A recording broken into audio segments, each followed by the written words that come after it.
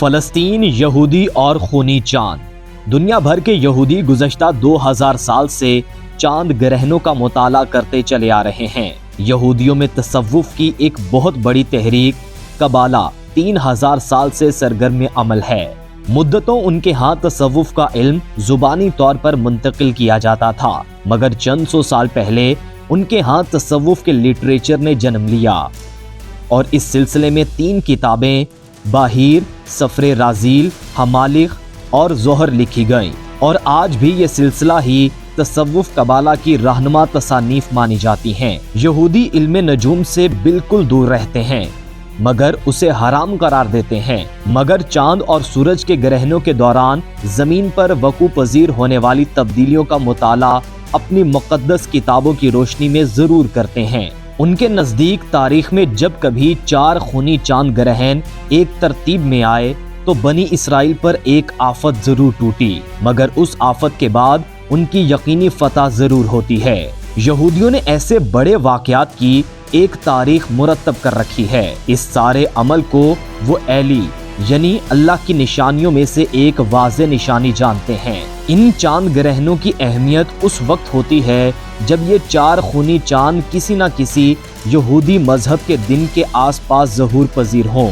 یہودی گزشتہ 50 سال سے ایسے 4 خونی چاند گرہنوں کا انتظار کر رہے تھے، اور اسرائیل کے معبدوں میں اس کے لیے مستقل دعائیں اور دیوار گریا پر عبادت ہو رہی تھی۔ ان میں پہلا خونی چاند گرہن 15 اپریل 2014 کو لگا۔ اس دوران یہودیوں کا مشہور تہوار یدش، جسے انگریزی زبان میں پاس اوور کہتے ہیں، وہ منایا جا رہا تھا۔ یہ تہوار 7 دن تک چلتا ہے۔ اس دوران یہودی ایک مخصوص روٹی پکاتے ہیں اور دیوار گریا کے سامنے قربانی کرتے ہیں۔ دوسرا خونی چاند گرہن 8 اکتوبر 2014 کو لگا، اور اس دوران یہودیوں کا مشہور مذہبی دن سکوٹ تھا، جسے انگریزی میں فیسٹ آف ٹیبرنیکل کہا جاتا ہے۔ اس تہوار کے آخر میں ان کا مقدس ترین دن یوم کپور آتا ہے۔ یہ دن یہودیوں کی مصر سے صحرائے سینا کی طرف روانگی کی علامت ہے۔ تیسرا خونی چاند 4 اپریل 2015 کو طلوع ہوا،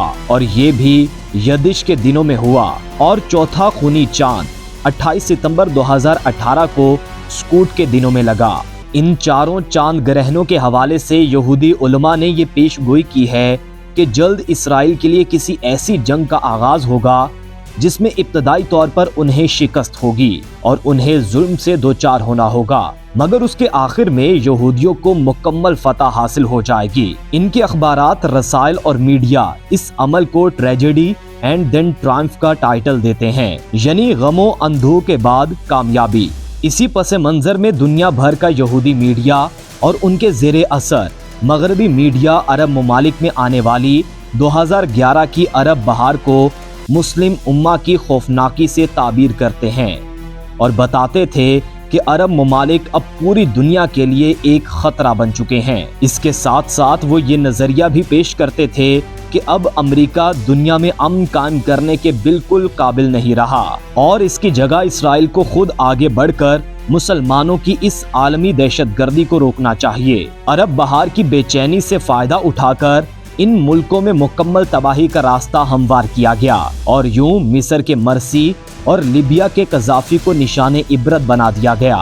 اپنے ارد گرد مسلم ممالک کی بربادی کے بعد یہودیوں کی اکثریت اس بات پر یقین کرتی ہے کہ اب ان کی عالمی حکومت قائم ہونے کے دن آ گئے ہیں۔ ایسے چاند گرہنوں سے متعلق یہودیوں کی مرتب کردہ تاریخ کے مطابق گزشتہ 500 سالوں کی تاریخ میں پہلی دفعہ خونی چاند گرہن 1492-93 میں لگے تو اسپین میں رہنے والے لاکھوں یہودیوں پر آفت ٹوٹ پڑی۔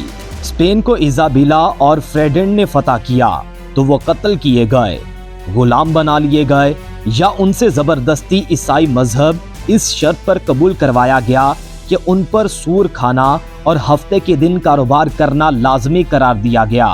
لیکن 1492 میں ہی اسپین کے کولمبس نے ہی امریکہ دریافت کر لیا، اور یہودی اس سرزمین کو اپنے لیے ایلی یعنی اللہ کی طرف سے ایک تحفہ اور آئندہ غلبے کا ذریعہ قرار دینے لگے۔ یہودی وہاں جا کر آباد ہو گئے، اور آج وہ اس کی سیاست، معیشت اور میڈیا پر مکمل طور پر قابض ہیں۔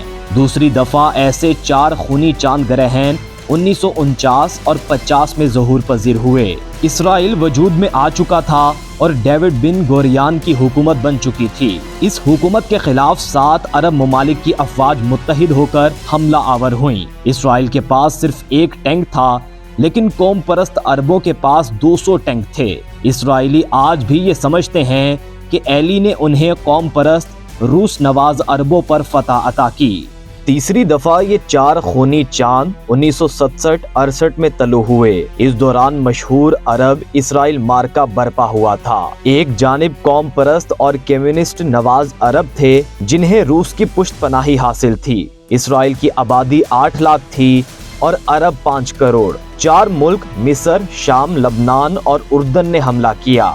रूस ने $2 अरब का असलहा भी फराहम किया। ये वो जंग थी जिसमें मिस्र के सेकुलर हुक्मरान जमाल अब्दुल नासिर ने तकरीर करते हुए कहा था, ए फिरौन के बेटो, आज तुम्हारा मूसा के बेटों से मुकाबला है। अपनी तारीखी शिकस्त का बदला चुका लो। इन नाम नेहाद मुसलमान और कौम परस्त सेकुलर्स ने दरअसल अल्लाह के दुश्मन का नाम लेकर अल्लाह की गैरत को ललकारा था। दूसरी जानिब अमेरिका इसराइल की मदद को आया और 2000 साल बाद यरूशलेम का मुकद्दस शहर यहूदियों के कब्जे में चला गया। गजा पर इसराइली बमबारी गुज़श्ता 10 साल से वक्फे से जारी है और हमास का हमला इसका रद्द-ए-अमल है। मगर इसराइली इस हमले को अपने अज़ाइम की तकमील का ज़ीना समझते हैं। जिन अजीम दानिश्वरों को ये गलत फहमी है कि इसराइल दुनिया में मौजूद कौमी रियासतों की तरह की एक आम सी रियासत है, जिसकी मुतय्यन हुदूद हैं, इक़्तिदार आला है और वहाँ एक जमहूरी हुकूमत है, तो उन्हें इस खुश फहमी को दिल से निकाल देना चाहिए। यहूदी वहाँ क्यों हैं? 1896 में जब सेहोनियत की दागबेल डालते हुए मशहूर ज़माना प्रोटोकॉल्स लिखे गए, तो वो ताजे बरतानिया जो यहूदी सूदी सरमाए का मकरूज था, उसने दुनिया भर में बिखरे हुए यहूदियों को एक कौम तस्वर करते हुए बैलफोर डिक्लेरेशन 1916 में जारी किया, जिसके तहत उन्हें फलस्तीन में आबाद करना था। सवाल ये पैदा होता है कि क्या यहूदियों को पूरी दुनिया में कोई जाए पनाह मुयस्सर ना थी? तमाम इत्तेहादी ममालिक और अमेरिका के दरवाजे उनके लिए खुले थे। फिर वो हीफा और तिल अबीब जैसे बेआबो गियाह इलाके में आकर क्यों आबाद होना शुरू हुए? जंग अजीम दोयम के बाद तो यूरोप में भी उनका गलबा हो चुका था। उनके खिलाफ गुफ्तगू करना भी काबिल सजा जुर्म बन चुका था। फिर वो यूरोप के जन्नत नज़ीर और पुरअमन ममालिक को छोड़कर एक ऐसे मुल्क में क्यों आबाद हो गए जहां उन्हें चारों जानिब से दुश्मनों का सामना था? इसका जवाब सिर्फ और सिर्फ एक है कि यहूदी वहां आखिरी आलमी जंग लड़ने के लिए इकट्ठे हुए हैं। एक ऐसी जंग जिसके नतीजे में उनके मजहबी रबाइयों का दावा है कि उन्हें फतह नसीब होगी और यरूशलेम के तख्त पर हजरत दाऊद और हजरत सुलेमान की तरह की एक आलमी यहूदी हुकूमत कायम हो जाएगी, जिसे वो ruling state of the world कहते हैं। उनके नजदीक ये जंग सिर्फ और सिर्फ मुसलमानों के साथ ही होना है। गुज़श्ता 15 सालों से यहूदी मुफक्करीन, मजहबी रहनुमा, यहाँ तक के उनके अहले तसव्वुफ बार बार ये तहरीर कर रहे हैं कि 2014 और 2015 और 2018 में लगने वाले 4 मुकम्मल चांद ग्रहण उस वक्त की निशानदही कर चुके हैं कि दुनिया की ताकत का मरकज अब अमेरिका से इसराइल मुंतकिल हो जाएगा।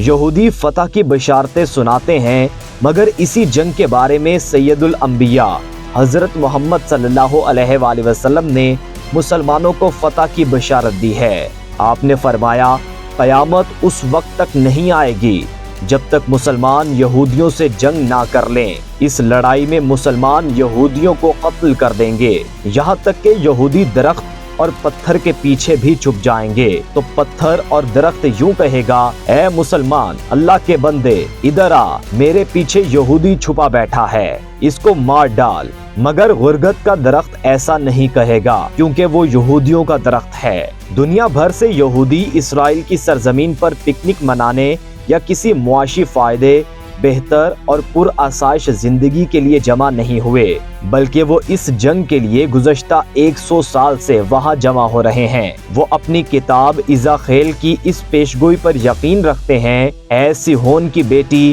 خوشی سے چلاؤ، اے یروشلم کی بیٹی مسرت سے چیخو، تمہارا بادشاہ آ رہا ہے، وہ عادل ہے اور گدھے پر سوار ہے، خچر یا گدھی کے بچے پر۔ میں یوفم سے گاڑی کو اور یروشلم سے گھوڑے کو علیحدہ کر دوں گا، جنگ کے پر توڑ دیے جائیں گے، اس کی حکمرانی سمندر اور دریا سے زمین تک ہوگی۔ اسی کتاب میں لکھا جائے گا کہ اسی طرح اسرائیل کی ساری قوموں کو ساری دنیا سے جمع کروں گا، چاہے وہ جہاں کہیں بھی جا بسے ہوں، اور انہیں ان کی اپنی سرزمین میں جمع کروں گا۔ میں انہیں اس سرزمین میں ایک ہی قوم کی شکل دے دوں گا، اسرائیل کی پہاڑی پر، جہاں ایک ہی بادشاہ ان پر حکومت کرے گا۔ انہی بشارتوں کی تکمیل کے لیے اسرائیل میں اکٹھے ہوئے ہیں، لیکن ان کا حال بھی مسلمانوں جیسا ہے۔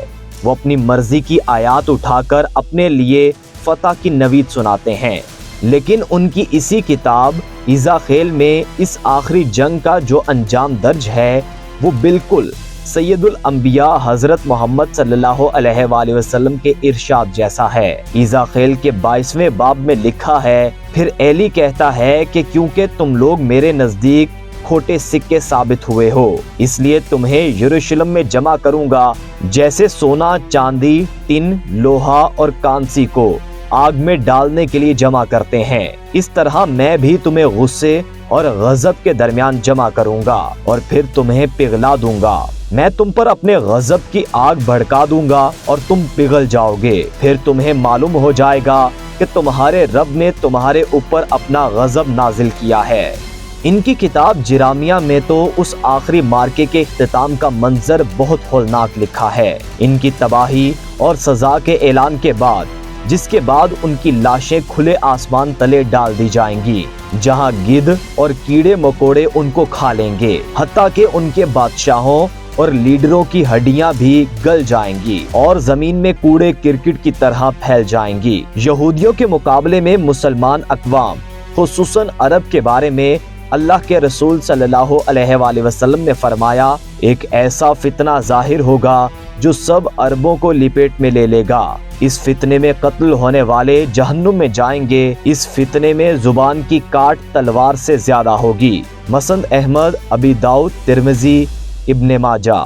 یعنی اس وقت ہم اس فتنے کا شکار ہیں اور ہماری تباہی لازمی ہے، مگر اس بڑی لڑائی سے جو بھی مسلمان بچ نکلے گا وہ وہی ہوگا جس کے ہاتھ سے اللہ کی نصرت کا پرچم بلند ہوگا۔ اس بڑی جنگ کے بارے میں آپ صلی اللہ علیہ وآلہ وسلم نے فرمایا، جب لوگ دو خیموں میں تقسیم ہو جائیں گے، ایک اہل ایمان کا خیمہ جس میں بالکل نفاق نہیں ہوگا، دوسرا منافقین کا خیمہ جن میں بالکل ایمان نہیں ہوگا۔ جب ایسا ہو تو دجال کا انتظار کرو کہ آج آئے یا کل۔